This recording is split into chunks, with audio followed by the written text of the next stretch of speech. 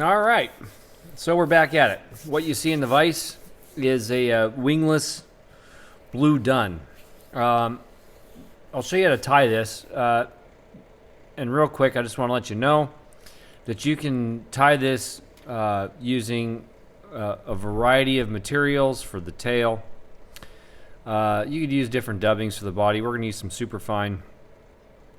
We're going to use some peacock herl for the thorax, which is kind of standard on these more kind of traditional dry fly patterns, and then the hackle.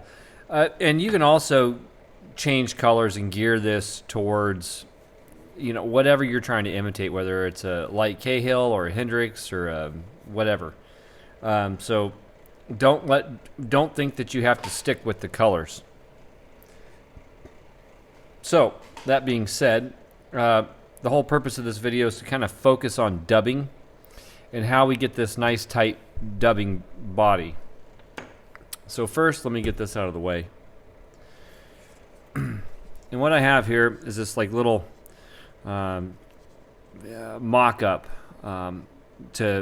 for dubbing, okay? And so what we're focusing on here is what's in the red. So if you're finding this video outside of our Facebook group and you're not part of the tying classes, or you are a part of the tying classes or following along at home or whatever, let me explain this to you. So what we're going to do is right in here where the red is, from this black line here to this black line here is 2 inches in length.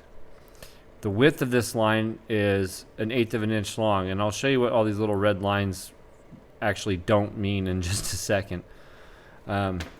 So if you want to, and what we're putting this on is a size 14 dry fly. So you may need to add about 1/8 of an inch or so if you're going on a 12, and you may need to shorten it about 1/8 of an inch or so roughly if you're going on a 16, and you can kind of get a flavor of how to gauge that. So the big thing with dubbing is, how do I gauge how much dubbing I need? So what I have here is just some superfine dubbing black. I'm using black here as a reference so you can see it against the white paper. And what I'm looking to do is get my dubbing to sit roughly inside that line where I can still clearly see all those little red marks inside. Now you'll have to forgive me a little bit. The dubbing is sticking to my fingers. They're a little dried out from work, but that's kind of what we're looking to achieve, is to have your dubbing so thin right there that you can see those red marks through that line. Now if I turn it to the side, you can see that it's about 1/8 of an inch tall, roughly. So when you're gauging your dubbing for your dry fly, that's about what we're looking to do. So if you try this on a size 14, those dimensions should work out for you pretty well. So let me bring the vise back into play, and we're going to drop that fly. And let's get a fresh hook on there. So again, I'm using a just kind of a standard size 14 dry fly hook. If you have problems with crowding the eye, don't be afraid to position your fly slightly up. That's a little bit more than I normally would do it, but you can position it a little slightly up so that way as you're wrapping towards the eye, it'll help keep the eye clear. For thread, what I'm using is some Vivus GSP 30 denier. You can use a variety of threads here. I just kind of like the Vivus. It's super thin. For 30 denier, it's super strong.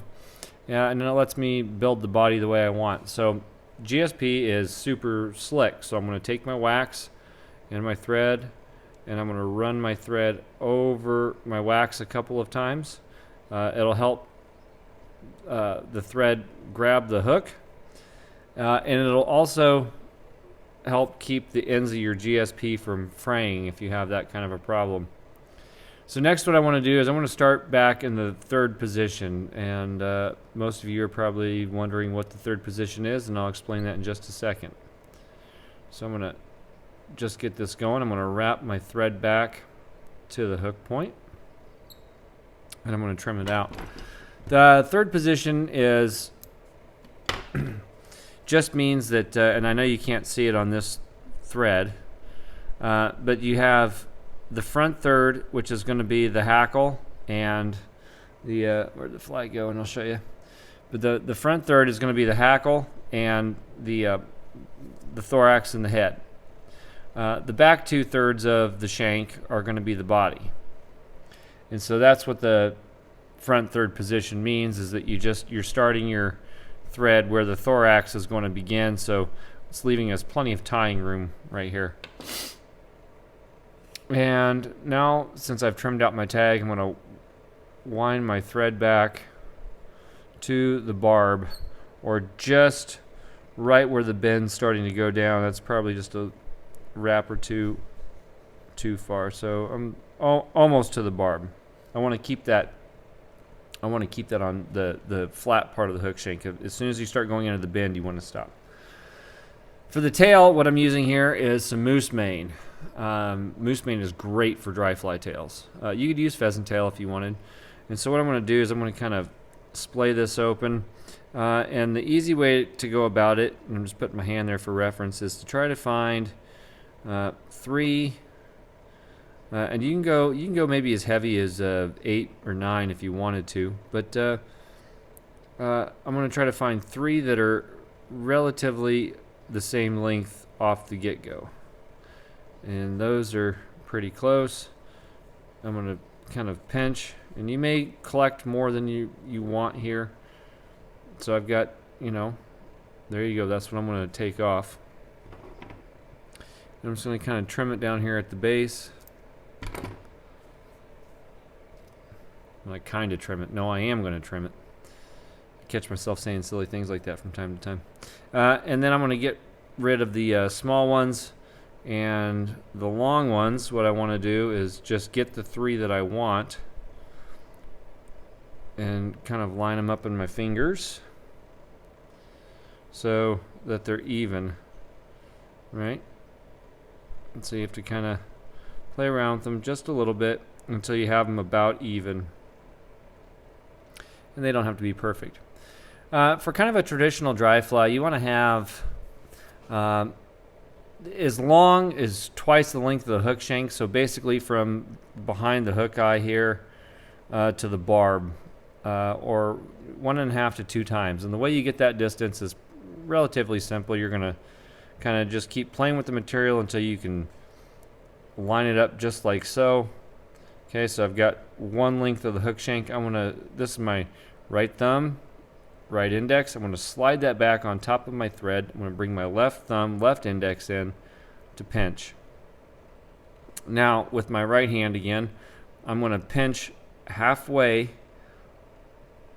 in the middle of the shank, and now I'm going to slide that back down and then go back right on top of my thread. And that's going to get me my 1.5 times. Now when I'm wrapping this in, I'm going to do just a couple of loose wraps over. And I want to try to keep all this material on top of the hook shank. And so when I let go, it should be sticking just out the back. Now what I'm also going to do is I'm going to take 1 thread wrap, come down underneath the tail, pull forward, and when I do that, it should splay your tail open to some degree. It doesn't have to be perfect. It doesn't have to be that pretty tripod. If you want it to be that pretty tripod in the back, you need to adjust it now. And now I'm going to take my thread and wrap in front of my previous 2 wraps in the back. And I'm going to start to wrap all this in. I want to keep this material on top of my hook shank. And this is a good test for your how well you're controlling your thread. So as I come around, I want to be loose, and as I come underneath and up, I'm going to pull up. Loose over the top, up. Loose over the top, up. Loose over the top, up. And as you do that, you'll start to see your material that's sitting on top move one way or the other. And that's going to kind of start to allow you to see where it is you're pulling your tension from. So, see, and I started pulling it towards me. And I'm just going to make the adjustment and get it back on top. So there you go. That's how you can practice your thread control. And we're going to take this all the way up to where we started our thread, back to the front third position. And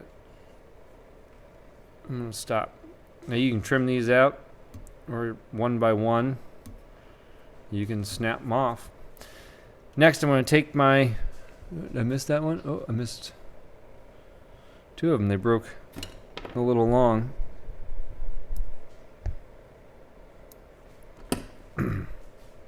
All right. So next I'm going to take my thread and I'm going to wind this back to my hook point right here. I'm going to turn my vise to the side.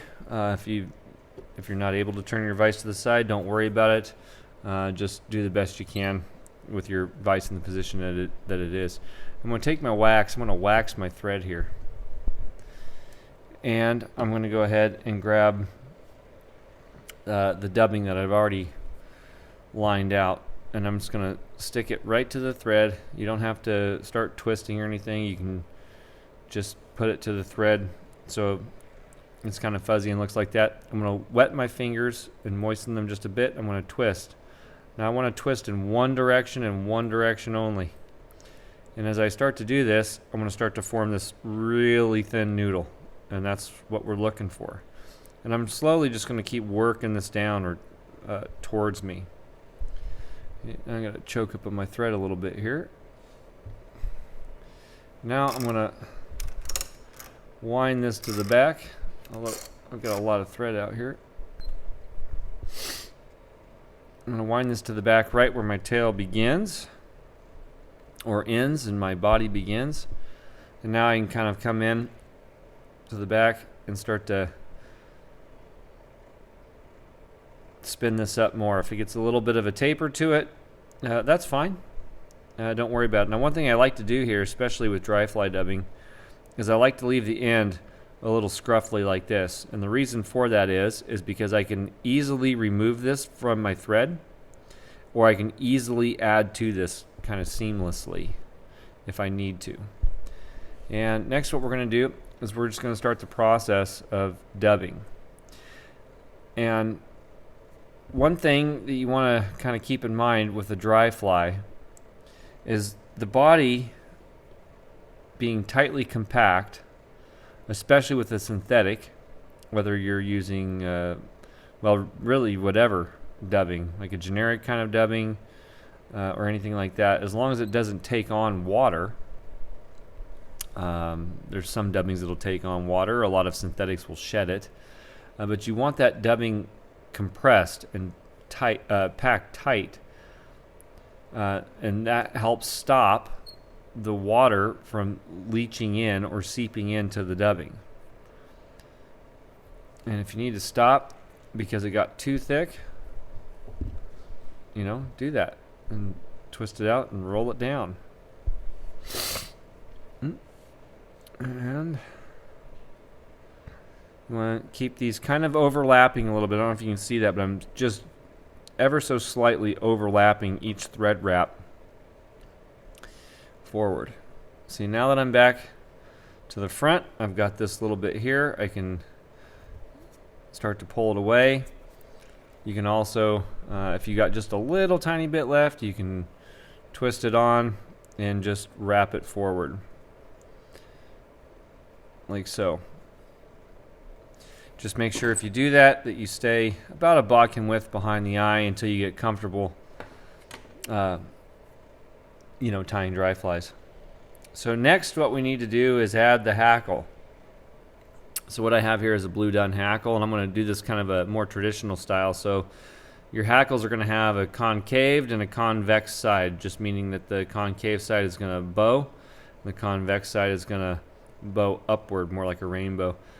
And now to prep this feather, I'm just going to take my fingers, I'm going to draw some barbules out, and I'm going to pinch them off so that I have some bare stem.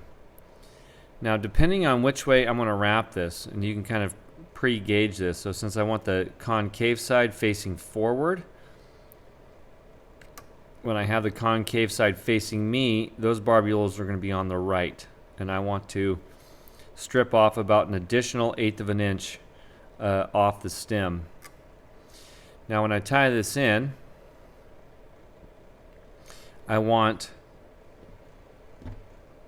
the very first barbule that you see on your hackle, I want that to line up in right on top of that front third position like you see there.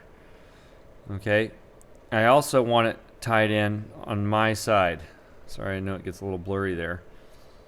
So first barbule lined up with the front third on my side, and you can start from the front. If you haven't wrap forward to one bodkin width behind the eye, and then we're going to tie this in on our side so that the concave side is facing up.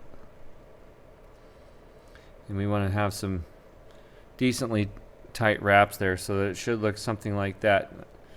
Now I'm going to have to pull this through just a fuzz because I was trapping that first barbule. If you trap that first barbule, it's going to splay and get all kind of crazy and wonky on you. So once you have that pretty much sitting along the side of your hook shank like so, you can trim out whatever stem's not there. For this, I like to actually use fingernail clippers. I like to come in, grab, clip, and be done with it. Next, we're going to add the thorax. And so what I have here is dyed bright green peacock herl.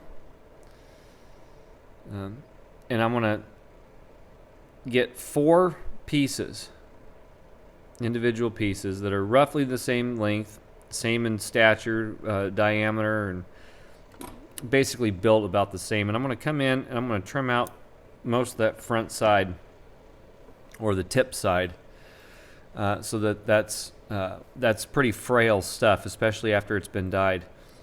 Next, I'm going to just put that right on top. I'm going to make a couple of wraps over the top. Once I have that, I'm just going to grab all of them and slide very gently and slowly slide that herl back away from the eye so that I still have my bodkin width exposed in front.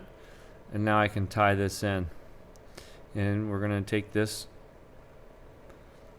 back to the front, again stopping at about bodkin width behind the eye. Now on this part here, what I'm going to do is I'm going to take 2. And I'm going to take the 2 that want to work is what I'm going to do. And I'm going to leave 2 hanging out the back.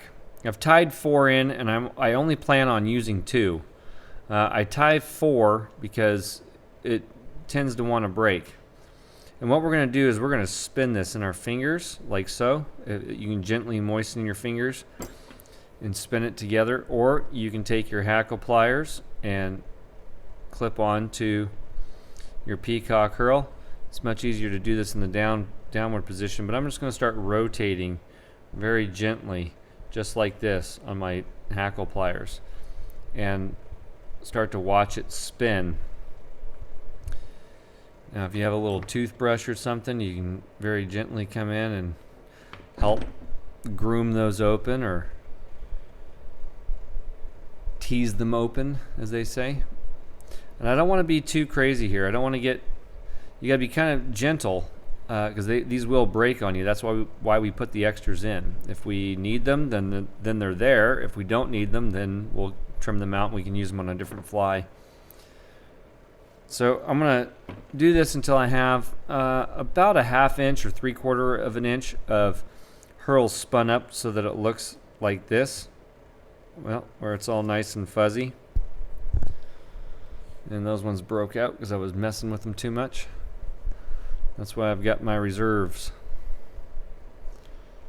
And so this time I'm not going to mess with them. I'm just going to spin them up and wrap them. Hopefully I don't have to do it again. So there you go. You can kind of see it's not uncommon for them to break, if especially once they're dyed. The chemicals kind of get to them and whatever, and they tend to want to snap a little more. Okay, so now I'm going to take it, I'm going to make a wrap, and maybe two.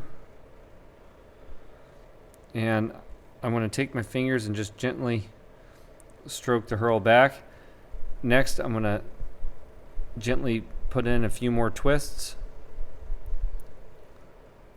and make another wrap or two. I'm going to follow this process until I get to where my thread is. And a few more twists and wrap and wrap. Stroke back, and I think I'm going to try to sneak a couple more in there. Hopefully that doesn't bite me in the butt.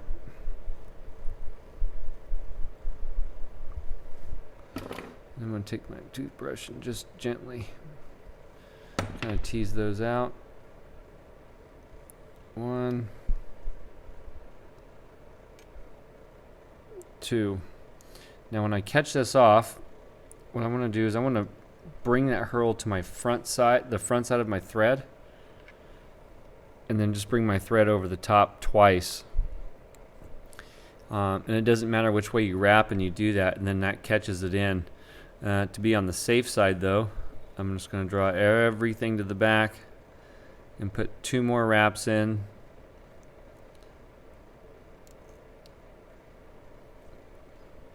Going towards the rear, and now that herl is completely locked in, and you can trim it out. And we're going to go ahead and clean up the head. So you can jump your thread to right behind the eye and start wrapping back. Just as Davey McPhail says, tidy everything up. But you do want to kind of get all this extra junk out of your way, and don't do it so excessively that it creates a bulk here. All right, now for the final leg, we're going to take our hackle, and we need to kind of get the stem to work for us, right? Because it doesn't want to do a whole lot. So I'm just going to take it. I'm just going to draw it forward so that the hackle is laying flat along with, so it looks like it becomes an extension of the shank. And you can kind of play with it a little bit until you get that hackle to open up and start to splay open the way you want. And we want to do two wraps next to each other, although that hackle is going the wrong direction.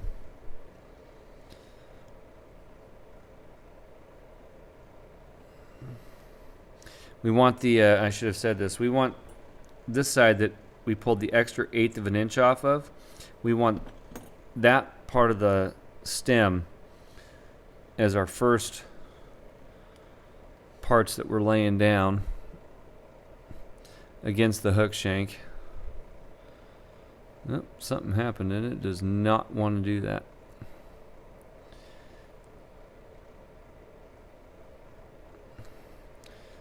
You can wrap it the other way, but we already invested so much darn time into it.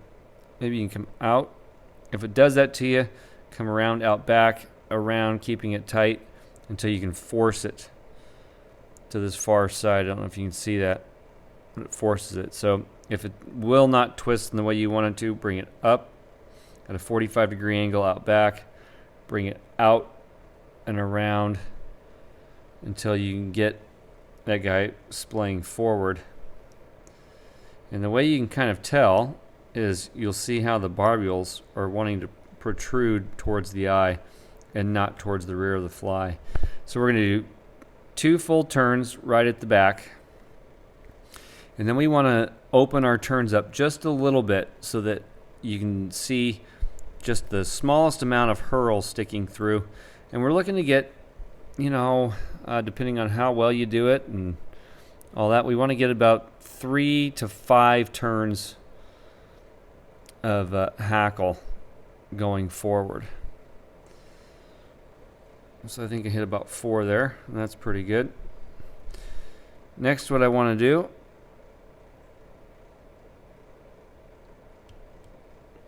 again, the way I do this is I'll draw this hackle to the back. I'm going to bring my hackle over and around, and I'm going to kind of pull it up to the side right where I tied it in, so that way I've got full rotations. But this time I jumped in front of my thread, so now I've already partially caught it, and I'm going to bring my thread over twice. Now I'm going to manipulate my thread going forward to try to help get away from trapping those barbs if possible. And I'm just going to put in a couple of turns, and now I have the stem caught without having to get all crazy and wrapping. Next, I'm going to take my fingers, I'm going to draw everything to the back. You may need to lick your fingers here, but I'm going to draw everything to the back. And I'm going to put in about 3 turns, like so.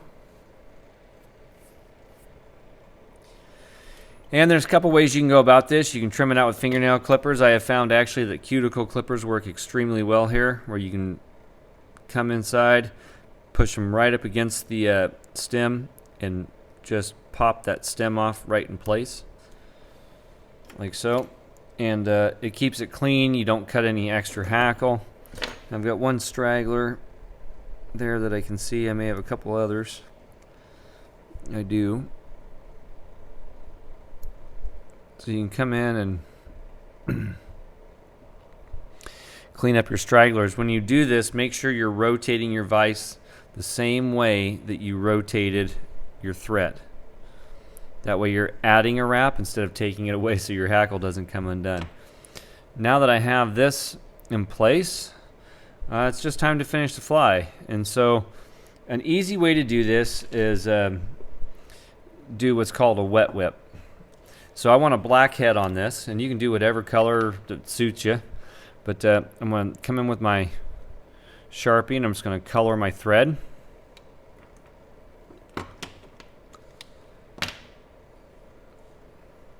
And next I'm going to come in with my crazy glue. You can use your head cement or whatever you're using. And I'm just going to wipe a little bit right on top of the marker and the thread, so that you can kind of see that it gets wet, it's slick, it's beading up, it's starting to turn. You'll see these little beads that are turning black. I'm just going to choke up on my thread. And now I'm going to whip finish. And when I whip finish this, what's going to happen, I'm going to kind of do this in 2 parts. I'm going to get my whip finish ready. I'm going to pull everything to the back. It's hard to do with all this crap in my way. But what happens is that ink from the Sharpie stays super wet, and it is also glued together at the same time. So as I'm building my little head with about 6 or 7 turns and I pull through, my head is colored, my head is glued, and I can just come in and trim out, and that allows me to have this little tiny nice and neat mayfly head that'll really hold up. Just kind of gently get your fingers a little wet, pull everything forward, and really there you go. If you got some crazy stuff hanging out, don't be afraid to groom it to make it look nice and make sure it's not getting all nuts on you in the water. You can come in and individually find individual barbs that are in your way, and so just trim those out. So let me get that one right there. There we go. So you can kind of see, you can just make sure you're only taking individual barbs though if you're going to groom this. Don't go start hacking away at it. So there you go. This is the Wingless Blue Dun. Again, you can tie this in whatever colors that you want. If you can do this on a blue wing olive. You may want to make it a little smaller or whatever. But anyway, there you go. So if you liked the video, please give it a thumbs up. I always appreciate that. And subscribe if you haven't. If you found this video and you're not a part of our or my fly tying group, Fly Tying for Beginners over on Facebook, feel free to join. We do classes. This video is a part of the classes that we do. So you can see that they're pretty in-depth, and we cover a wide range of different flies and techniques to hopefully make it easier for you in your tying. Just make sure you answer the questions. That's your golden ticket in, and you can come over there and have a great time. We have an international fly swap. We have material swap. We have a ton of giveaways that we do. We have competitions. We do all kinds of fun stuff over there. Plus, it's a really great group. So feel free to check that out. Other than that, I hope you enjoyed the video. Happy tying, and we'll see you next time.